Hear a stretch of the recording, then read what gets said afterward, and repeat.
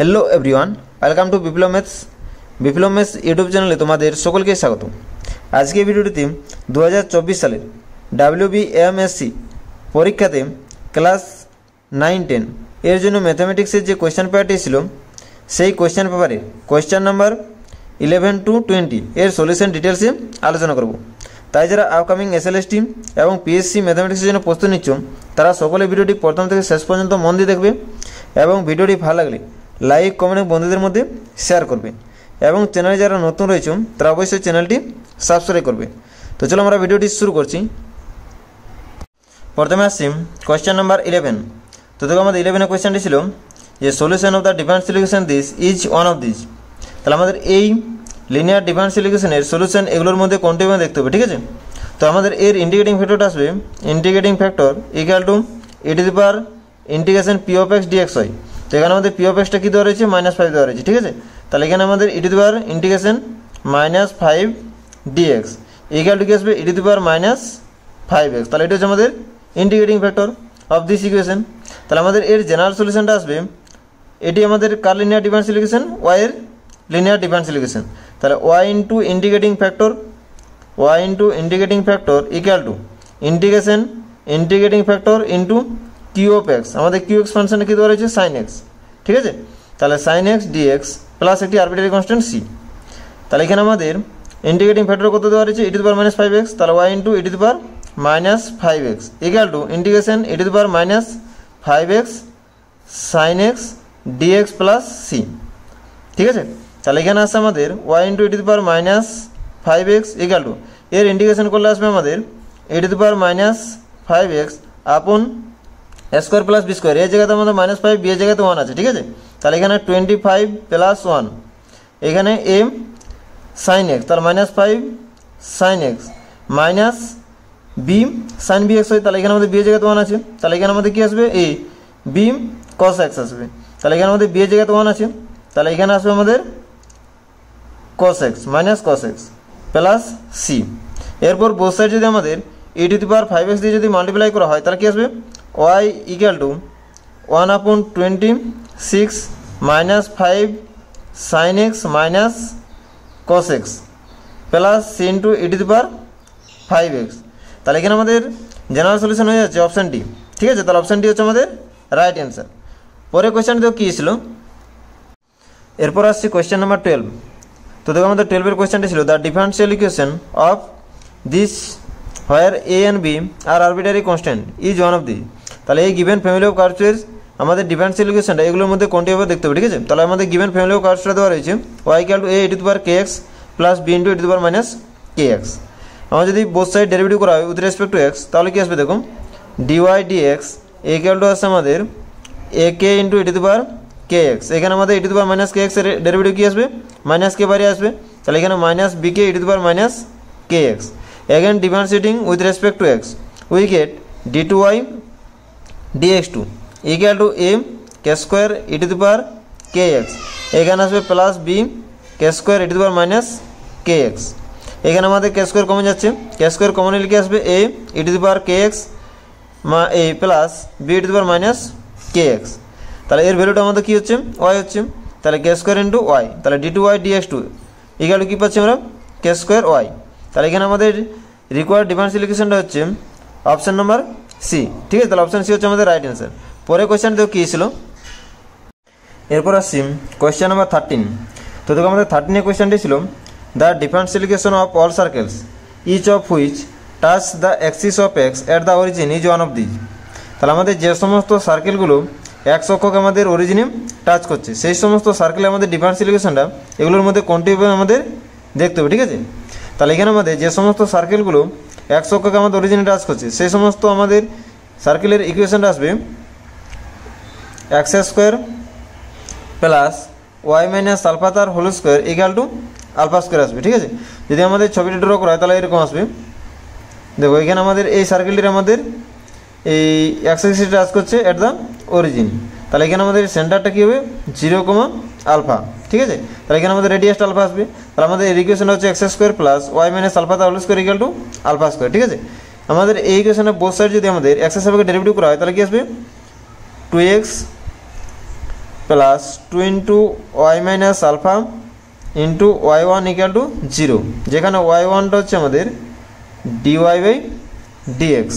ঠিক আছে, তাহলে এখান থেকে আমাদের ওয়াই মাইনাস আলফা এর ভ্যালুটা কী আসবে, minus X by Y one আসবে। ঠিক আছে, এবং আলফার ভ্যালুটা আসবে আমাদের, আলফার ভ্যালু আসবে Y plus X by Y one equal to আসবে আমাদের X plus Y one upon Y one. ঠিক আছে, এখন আমাদের যদি গিভেন যে আমাদের ডিফারেন্সিয়াল ইকুয়েশনটা দেওয়া রয়েছে এর উপর যদি আমাদের আলফা এবং ওয়াই মাইনাস আলফা এর ভ্যালুগুলো যদি পুট করা হয় তাহলে কী আসবে দেখো, X square plus Y minus alpha তার হোল স্কোয়ার, তাহলে ওয়াই মাইনাস আলফার ভ্যালু আছে minus X by Y one, তাহলে এখানে আমাদের কী আসবে x square by Y one square equal to alpha square, আলফার ভ্যালু আমাদের কী দেওয়া রয়েছে, এটি দেওয়া রয়েছে, তাহলে এর স্কোয়ার করবো, তাহলে কী আসবে X plus Y one upon Y one তার হোল স্কোয়ার ইকুয়াল টু এখানে আমাদের কী আসবে x square plus 2x Y one plus Y square Y one square upon কি ওয়াই ওয়ান স্কোয়ার। ঠিক আছে, এখানে আমাদের লেফট হ্যান্ড সাইডে আছে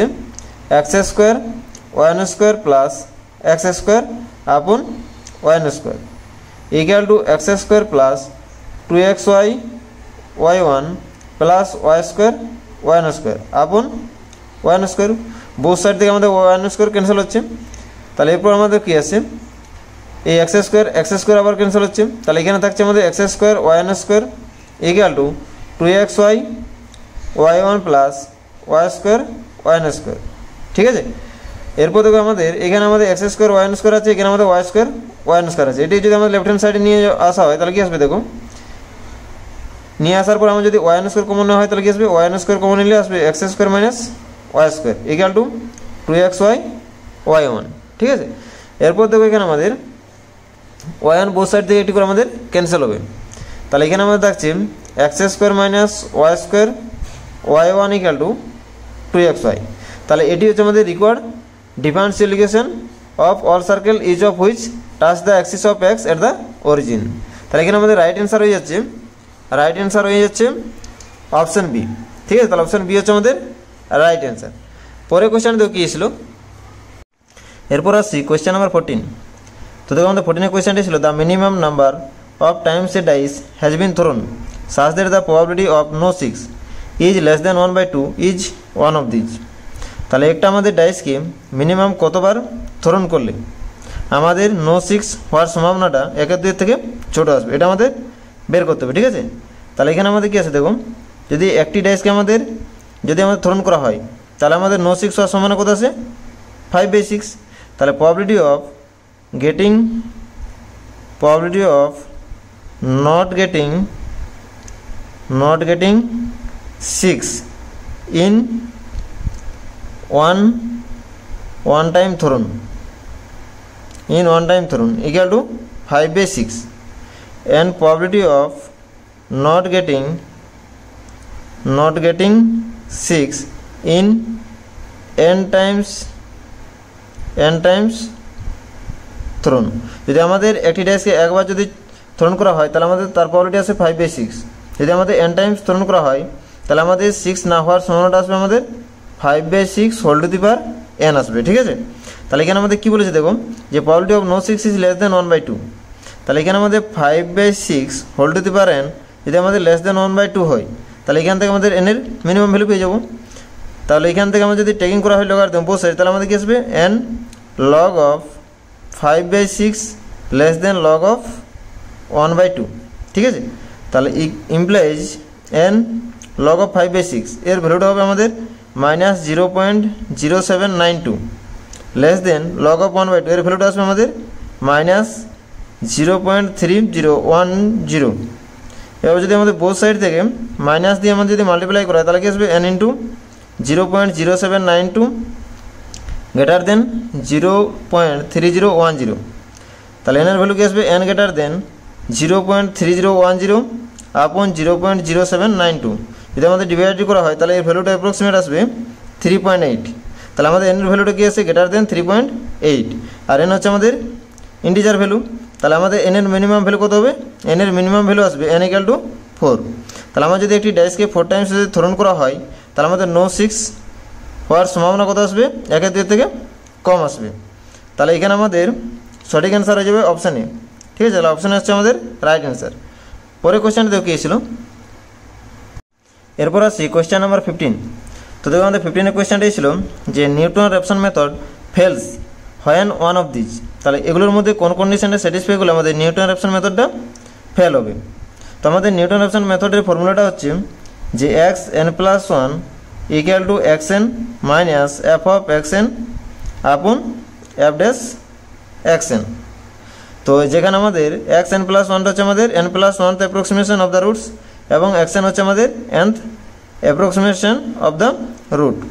তো আমাদের এই ফর্মুলা যদি আমাদের এফ ডট এক্স এর ভ্যালুটা যদি আমাদের 0 হয়ে যায় তাহলে আমাদের নিউটন র্যাপসন মেথডটা ফেলস হবে। ঠিক আছে, তাহলে এখানে আমাদের সঠিক অ্যান্সার বলতে অপশান ডি হবে আমাদের সঠিক অ্যান্সার। ঠিক আছে, পরে কোয়েশ্চেন দেখো কী ছিল। এরপর আসি কোয়েশ্চেন নাম্বার 16।